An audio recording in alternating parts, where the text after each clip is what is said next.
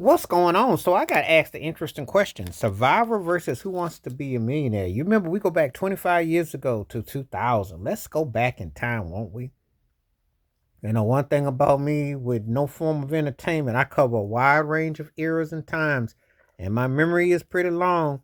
I've been very blessed to have a great memory of things and what I remember watching and, the things that I enjoyed. I'm going to put an emphasis on that because some things I enjoyed because they hit, and all depends on what it was.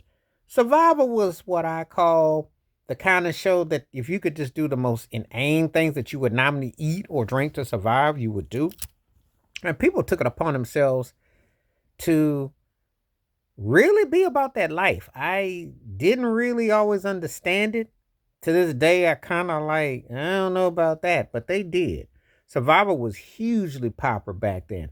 And they would go into the most desperate measures of places, and people would eat and drink and do whatever it took just to get that mighty dollar. And who could last the longest? It was crazy. But Survivor was a real popular show. Um, and sometimes people like things like that. They're very much about thrill seeking, and it's just one of those shows that for some people it was like the most random thing you could think of and do they would do, and so that's one reason why it hit like that. It was huge, and I watched some of it, but again, it's one of them shows that if you ain't eating or you ain't drinking or something, don't do it because it's gonna kind of hit you kind of funny. But I watched it.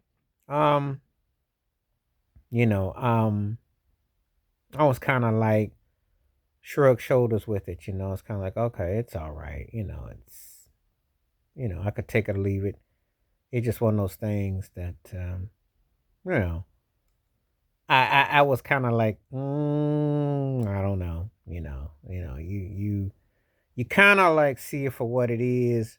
Um, you know, and then you kind of like whatever. So like, I don't know. You know. But when we get to Who Wants to Be a Millionaire, talk about pressure cooker, Regis Philbin. Talk about you have to like decide you're gonna use your lifeline, what you know. I like it when people were really nerdy and knew the stuff, and then there are people who didn't. And then it was the most simplest stuff they didn't. But Who Wants to Be a Millionaire is kind of like Jeopardy in a sit down stage where you get the questions and answers, but you gotta really think about it. And some things you know, some you don't. I'm always amazed with the Brainiacs because that's a lot to put. But it was a huge show. It definitely had people all into it. They were really getting deep with it. Some of it, it was very compelling TV. And it definitely had my interest where I was like, okay, can you make this thing happen? Do you want it to happen? Does it, how do you feel about it? So um I just, I thought like, wow, that was really something else with that. They both were compelling shows. I was more into probably Who Wants to Be a Millionaire because I like to think in people's thing. Survivor, you're not only thinking, but you're also going against somebody, and you might do anything crazy to get over. But they were two of the biggest shows 25 years ago. Kid you not, those were huge.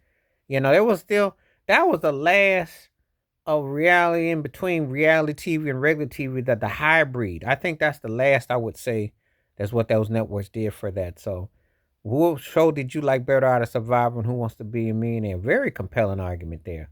Please like, subscribe, work on thoughts, comments, and I do respond. Thank you. Wash your hands, keep your mind clear, watch out for another. Share it if you like, and hit that membership because when you do, requests like this come true. Stay safe, stay blessed, stay woke, stay free, stay you. And I look forward to hearing from the comments on this one. All right, I'm out one time. Peace.